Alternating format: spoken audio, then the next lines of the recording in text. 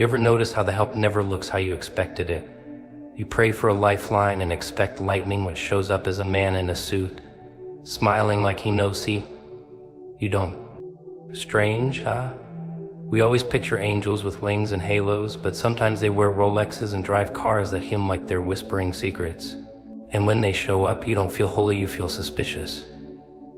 Because broken people like us don't know how to receive without flinching. You prayed for a miracle, but you didn't think it would wear designer shoes and smell like expensive cologne. That's the joke. You were expecting thunder, fire, a glowing light splitting the sky wide open. And instead, someone pulls up in a blacked out car, steps out like he owns time and says he's here to help.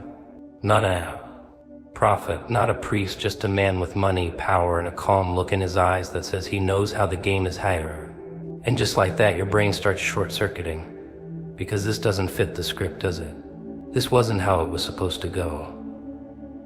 Help wasn't supposed to look rich. You thought you had to suffer all the way to the end. You got addicted to the grind, the grovel, the endless wait. You told yourself it was noble, holy even. The more you bled, the more worthy you'd be. That's what they told you, right? That blessings only come when you're on your last breath, last dime, last leg. But what if the miracle showed up early?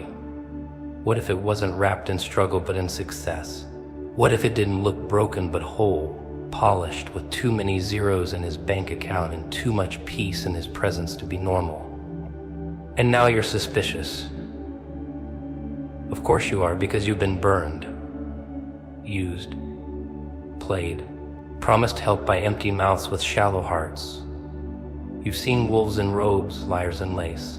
So when someone shows up with real power and no strings in sight, your first instinct is to pull back, to sabotage, to question everything. Because nothing good ever came easy, right?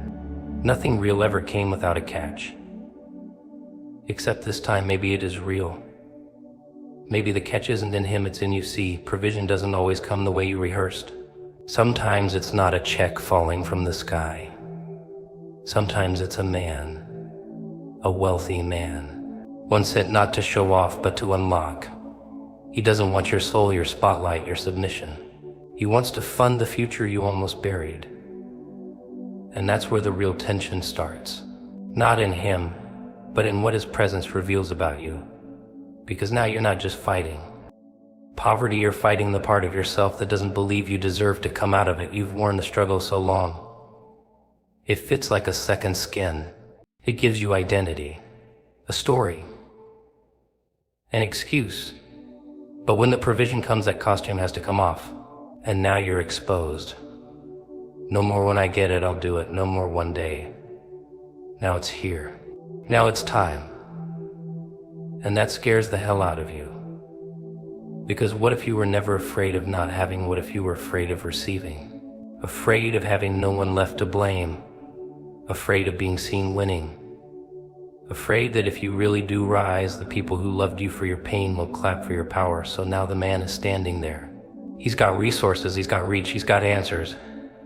And you've got questions. Not for him, for yourself. Can I trust this? Do I take the leap? Or do I hold on to the struggle? Like a security blanket, because it's the only thing I know how to carry. Because that's the twist. Provision requires participation. It requires risk. It requires you to open your hand and let go of survival mode long enough to step into something stable. And you don't know how to do that yet, do you? You know how to hustle, how to beg, how to pretend you're fine. But how to receive, that's a different kind of war. And it's not about romance. Don't get distracted. This isn't a fairy tale, it's a transaction between destiny and obedience. You asked for help, and help showed up wearing wealth. Not because you're weak, but because someone was commanded to pour into what's inside you. They saw the weight of your calling and said, fine, let's fund it. You didn't manipulate this, you didn't network your way in. This wasn't a lucky break. This was a divine assignment wrapped in human skin and financial overflow. The kind of assignment that doesn't ask for applause, just your yes, but now it's on you. Not to chase, not to claim, but to recognize, to receive, to rise. You wanted a miracle. Well, guess what? It walked into the room with confidence, with clarity, with resources you didn't even know you needed. And now you've got a decision to make, not about them, but about you. About whether you can finally stop fighting for scraps and accept that maybe, just maybe, you were always meant to sit at the table too. You ever seen a man try to swim with bricks in his pockets? That's most people drowning, but proud. You offer them a life raft and they ask if it's their favorite color. You show them the ladder and they hesitate at the first step. Not because they don't want out, but because they don't believe someone would throw it to them without laughing later. That's the sickness. Not just poverty of money, but poverty of trust. And that's why when real help shows up, help with teeth, muscle, and power, they freeze. Because they were trained to think the only way out is alone. You think the man sent to you is here to save you. Please. He's not here to rescue anybody. He's not your superhero. He's not flying in with a cape and catchphrases. He's not here to pity you. He's here to fund the fire that's been burning inside you while the world looked the other way. He's not a handout. He's an assignment. A response. You didn't ask for a savior. You asked for a chance. And guess what? This man, this walking vault, is the answer. Not because you begged, but because you were born for more, and somebody with resources finally caught the memo. Now comes the punchline. You're not being rescued, you're being resourced. There's a difference, and most people can't tell. Being rescued means you're powerless. Being resourced means you've already got something, but now you've got backup. A match alone can't light a city, but a match with fuel. Now we're talking. So don't confuse this man's presence as a sign of your weakness. He didn't show up because you're fragile, he showed up because you're ready. Because you've built something with nothing. And now someone sees the blueprint and says, yeah, that's worth investing in. It's strange though. The moment resources enter the room, so does your past. Old voices start whispering, don't trust it. It's a trick. They'll use you. That's not discernment, it's damage. Leftover trauma in a tuxedo pretending to be wisdom. But deep down, you can feel it. This is different. This isn't. Manipulation wrapped in money. This is divine timing dressed in confidence. This is restoration dressed like an opportunity. And all it wants from you is belief. But let's not lie to ourselves. Belief is heavy when all you've known is betrayal.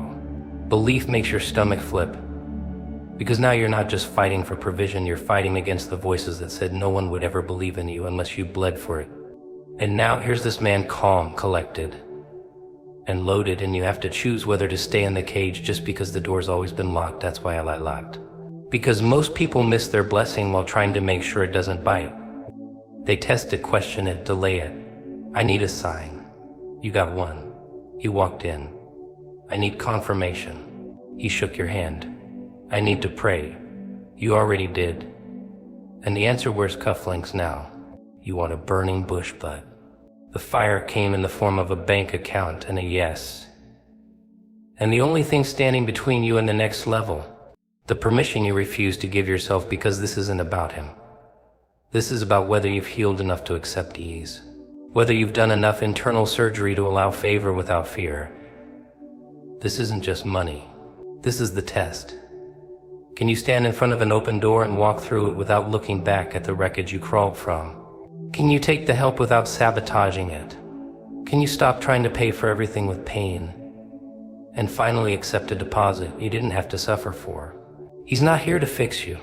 He's here to fortify you.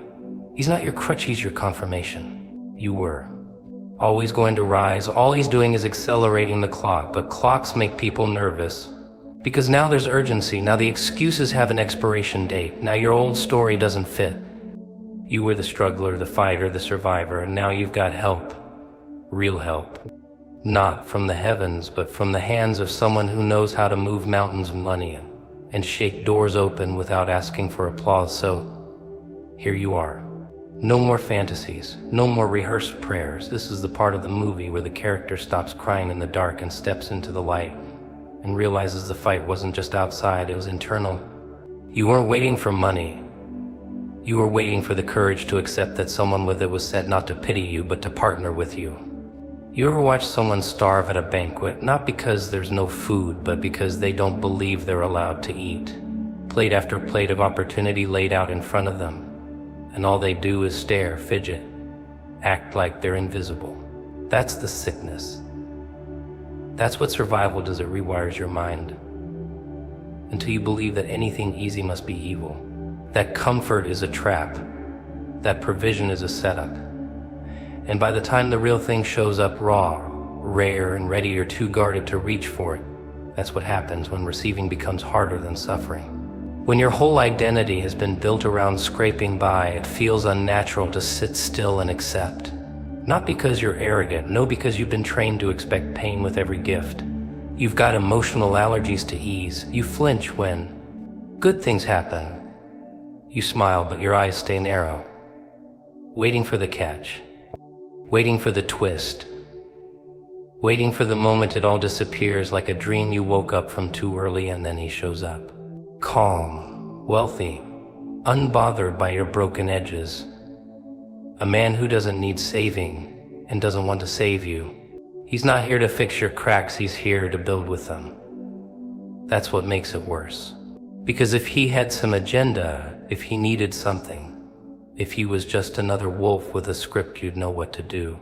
You'd run, you'd fight, you'd expose him.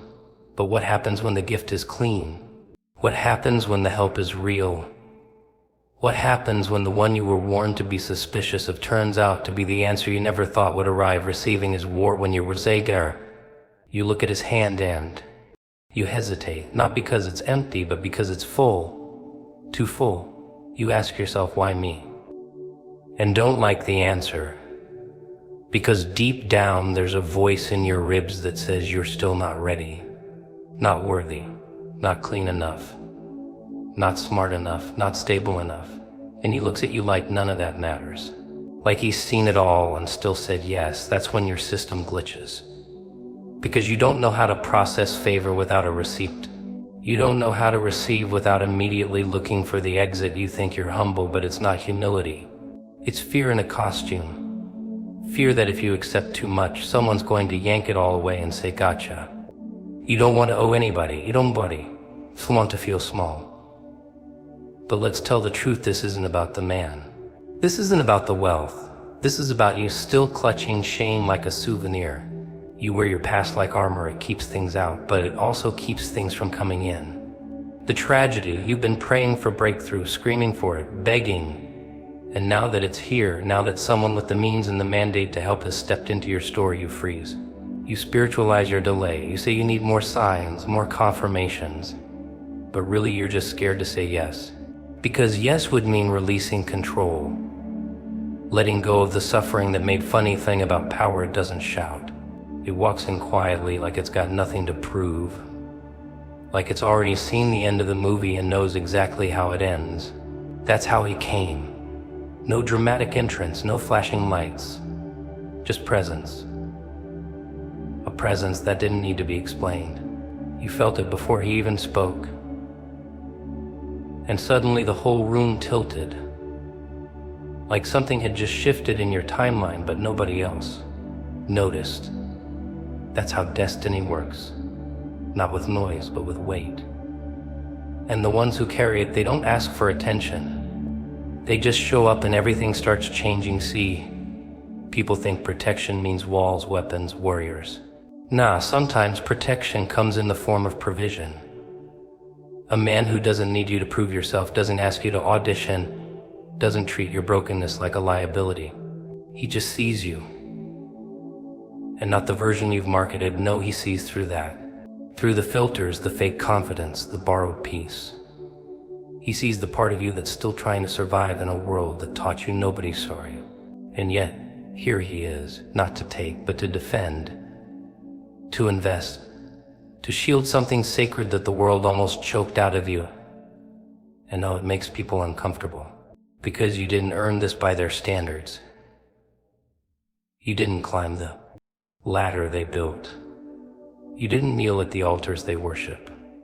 You just endured.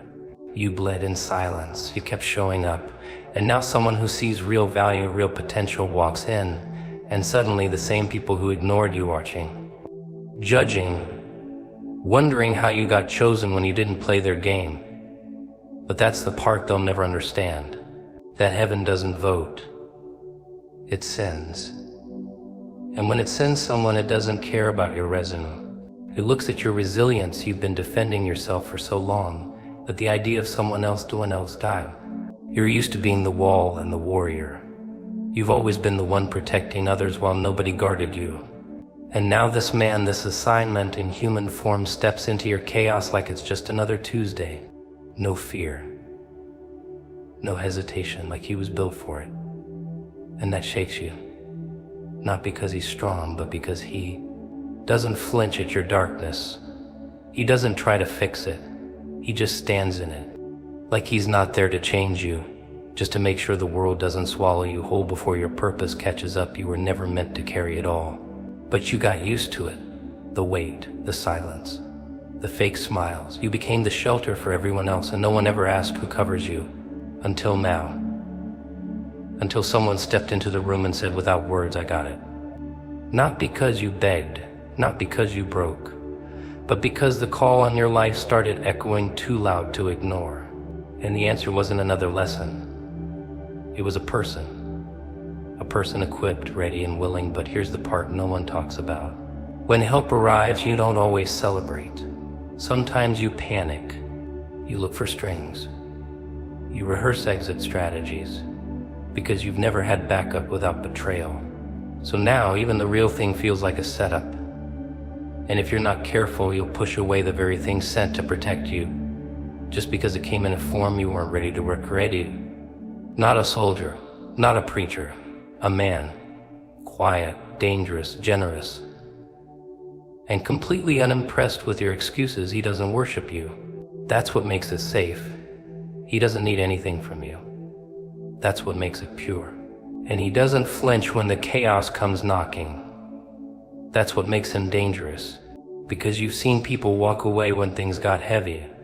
But this one, he leans in. He doesn't ask for peace, he becomes it. He doesn't ask to be followed, he clears the path. And you don't even know if you're ready for that. Because for once, that's not trying to dim your fire, they're guarding it. And the scariest part, they expect you to let them. The funny thing about timing is how it ruins people. Not because they weren't ready, but because they didn't believe they were. You spend your whole life asking, praying, aching for something to shift. You imagine how it's gonna feel, how it's gonna look. You fantasize about the applause, the breakthrough, the big curtain pull where everything finally makes sense. But when the moment actually shows up, it doesn't look like magic. It looks like responsibility. Like a knock on your door when you haven't cleaned the house in months. Like a spotlight when you're still dressed in yesterday's failure. That's what makes this hard. It's not the gift, it's the voice in your head that whispers, not yet. Like you're supposed to be more polished, more powerful, more something before you step into what's already yours. So. But the thing about favor is it's rude. It doesn't wait for your perfection. It doesn't care about your insecurities. It doesn't knock twice. It just shows up bold as hell, says move. And suddenly everything you thought you'd prepare for starts unfolding faster than your fear can react. And you either jump or you stall. And most people stall. They call it being wise, being cautious, being humble. But really it's fear in a suit. See, what most people don't realize is that defense doesn't always look like swords. Sometimes it looks like someone who sees past your mask. Someone who calls you out while still holding space for your scars. Someone who tells you to get up, not out of shame, but because the room is shifting and you've been sleeping on yourself. That's the protection nobody talks about. The kind that doesn't coddle you. The kind that doesn't treat your trauma like a throne. The kind that doesn't confuse pity for purpose. He's not here to play therapist.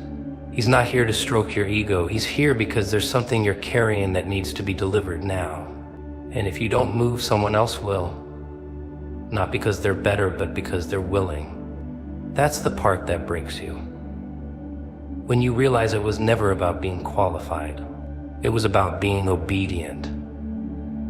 And all this time you thought obedience meant quiet submission. But sometimes obedience means stepping into a room with shaking knees and saying, I don't know how to do this, but I'm gonna do it anyway. And that's when the real war begins. Not outside. Inside.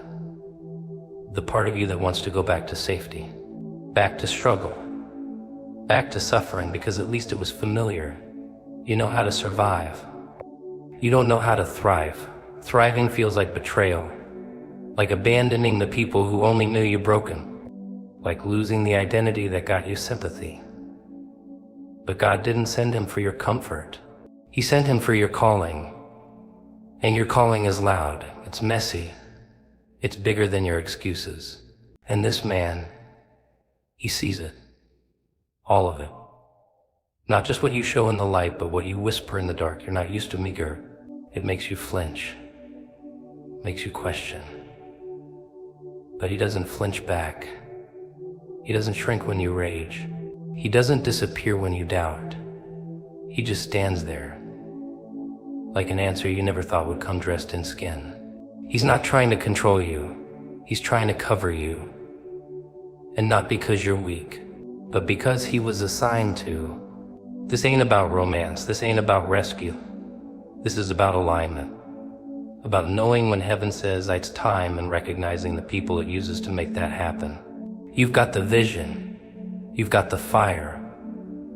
But now you've got someone who knows how to walk with both without burning down the mission. And that's terrifying. Because now you can't hide behind isolation. You can't blame the world for not helping. You can't pretend like you're waiting when what you prayed for is already standing in front of you. The real question is, do you have the nerve to receive what's already yours? Even if it comes in a form that makes you confront every version of yourself you thought was permanent.